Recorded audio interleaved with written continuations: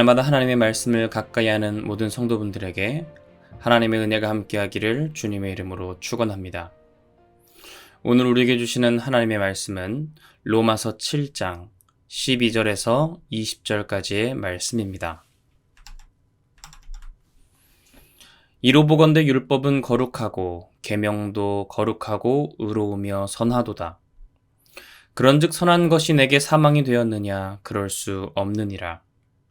오직 죄가 죄로 드러나기 위하여 선한 그것으로 말미암아 나를 죽게 만들었으니 이는 계명으로 말미암아 죄로 심히 죄되게 하려 함이라.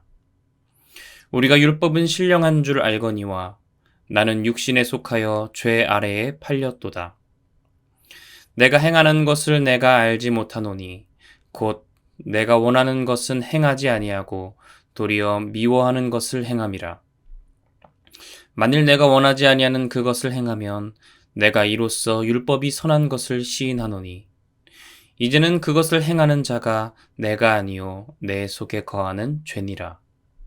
내 속 곧 내 육신에 선한 것이 거하지 아니하는 줄을 아노니 원함은 내게 있으나 선을 행하는 것은 없노라. 내가 원하는 바 선은 행하지 아니하고 도리어 원하지 아니하는 바 악을 행하는도다. 만일 내가 원하지 아니하는 그것을 하면 이를 행하는 자는 내가 아니요 내 속에 거하는 죄니라.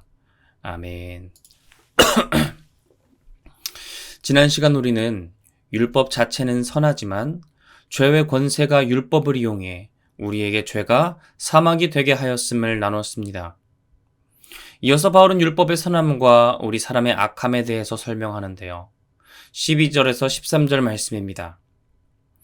이로 보건대 율법은 거룩하고 계명도 거룩하고 의로우며 선하도다. 그런즉 선한 것이 내게 사망이 되었느냐? 그럴 수 없느니라.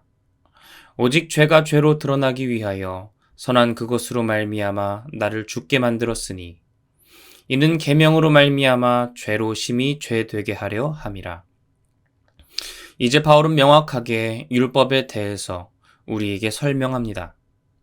율법은 거룩하고 선한 것이다. 왜냐하면 하나님이 우리에게 주신 것이기 때문에 그 율법은 의로우며 선한 것입니다. 율법은 죄가 무엇인지 우리에게 알려주는 기능이 있는데 율법 아래에 있는 우리 인간이 연약하여 그 율법을 지킬 능력이 없어 결국 그 생명의 율법으로 말미암아 도리어 우리에게 사망이 되고 죄가 되었다는 것입니다. 그리고 그 결국은 무엇입니까? 우리 사람은 죄 아래에 팔렸다는 것이죠. 14절 말씀입니다.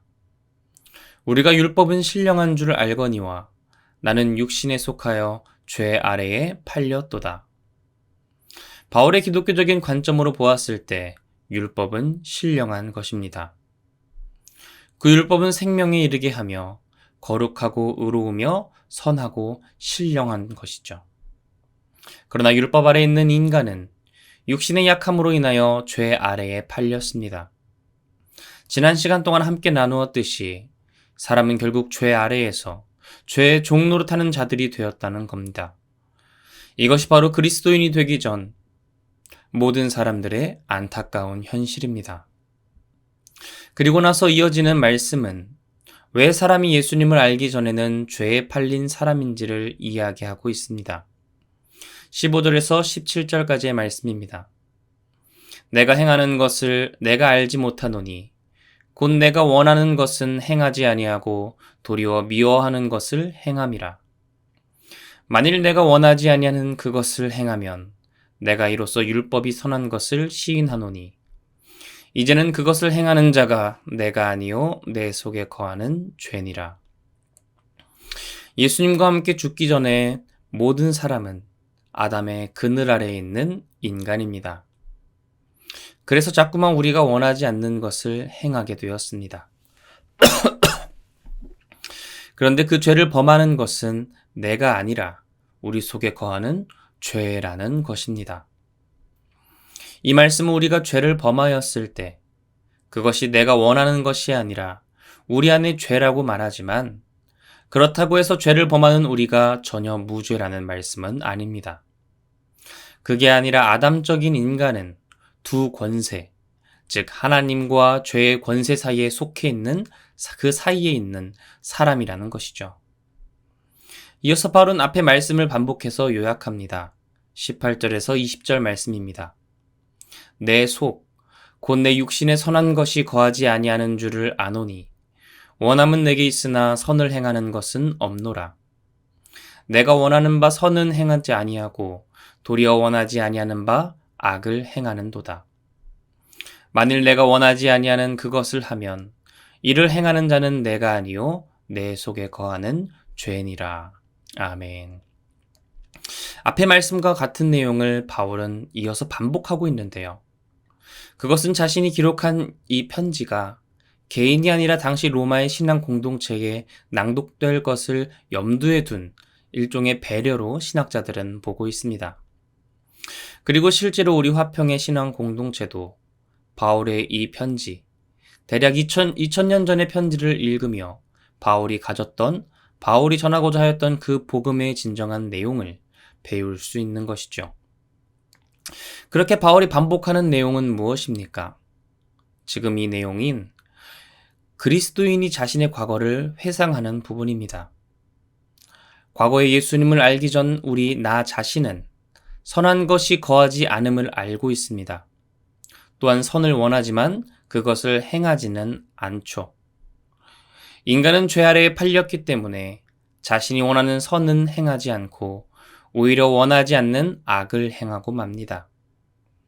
사랑하는 성도 여러분, 바울은 왜 이렇게 사람의 연약함과 악함을 강조하고 있을까요?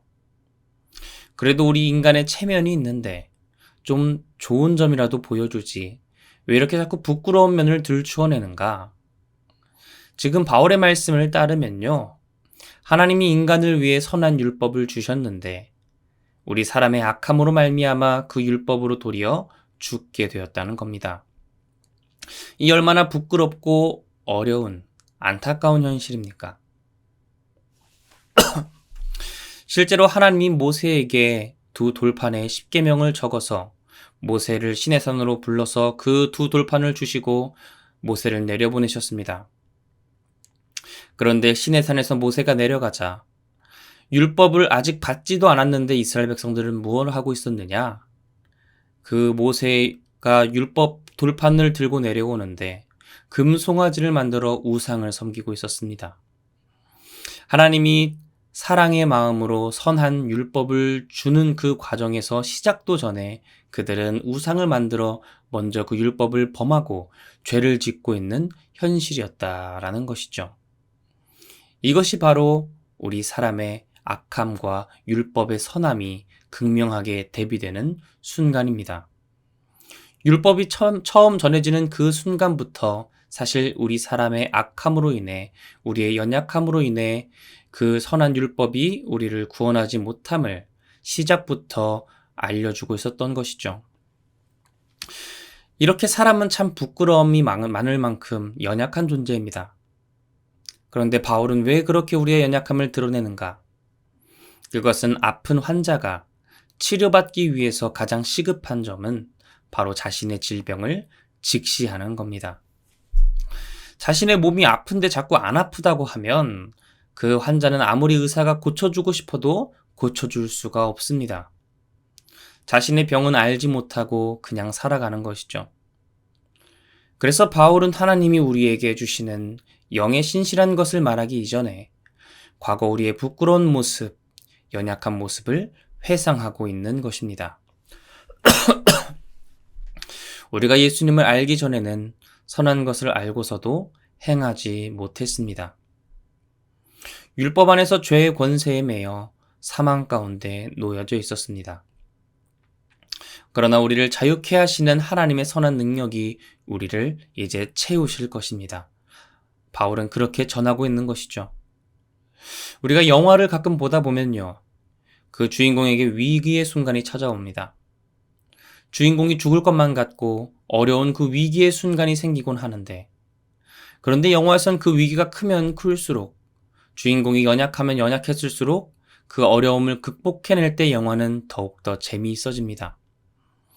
마찬가지로 바울은요, 이제 하나님이 우리에게 주시는 새로운 성령의 극복을 전하기 이전에 정말로 큰 위기 가운데 있고 연약한 모습에 있던 우리의 모습을 다시금 반복해서 보여주고 있는 것입니다.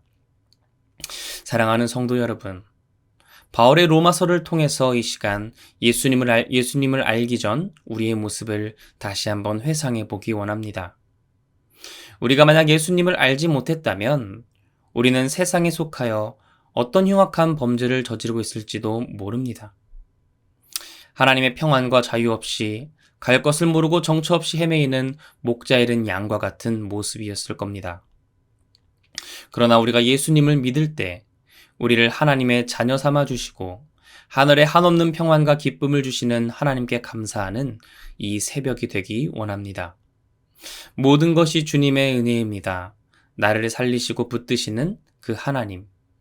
율법의 묵은 것을 넘어 영의 새로운 것으로 나를 다시 살리시는 하나님께 감사하며 날마다 성령과 동행하는 저와 여러분이 되기를 주님의 이름으로 축원합니다.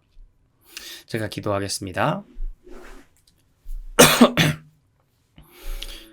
할렐루야. 은혜와 사랑이 많으신 하나님, 바울의 로마서를 통해 이 새벽 예수 그리스도의 진정한 복음을 알게 하시니 감사드립니다. 바울은 계속해서 우리가 예수님을 알기 전, 우리의 삶 가운데 주권 교체가 있기 전, 내가 예수 그리스도와 함께 세례받음으로 죽기 이전에 그 모습을 반복해서 우리에게 보여주고 있습니다. 그것은 죄가 우리를 원함으로 말미암아 우리 마음 가운데 원하는 것은 행하지 못하고 그 죄에 속하여 죄가 원하는 것을 우리 삶 가운데에 저지르고 마는, 우리 삶 가운데 악을 행하고 마는 그 안타까운 현실을 바울의 로마서를 통해 다시금 돌아봅니다. 우리는 연약합니다. 우리는 부족합니다. 의인은 없나니 하나도 없음이라는 말씀처럼 하나님 앞에 그 누구도 의인일 수 없음을 고백합니다. 그러나 모든 것에 참되시고 선하신 그 예수 그리스도께서 우리를 위하여 이 땅 가운데 오시고 우리를 구속하시고 우리를 거룩하다 의롭다 여기시니 이제 우리가 율법에 묵은 것이 아닌 성령의 새로운 것으로 말미암아 우리 삶 가운데 동행하시는 그 성령과 동행할 때에 우리 삶에 주님의 그 거룩함을 이루어 주시옵소서. 징이 가운데 우리의 삶이 하나님 안에서 거룩을 이뤄나가기 원합니다. 그러나 예수님을 알기 전 우리의 죄된 모습을 항상 기억하게 하시고 우리 삶 가운데 날마다 주님 안에서 그 죄악된 권세와 싸우며 이겨나갈 수 있는 성령의 새로운 것으로 하나님께 가까이 나아가는 우리 모두가 되게 하여 주시옵소서. 죄와 사망 가운데 비참한 현실 가운데 있던 우리를 긍휼히 여기시고 영원한 생명으로 다시금 살리시는 그 예수님께 감사드리며 이 모든 것 살아계신 예수 그리스도의 이름으로 기도드립니다. 아멘.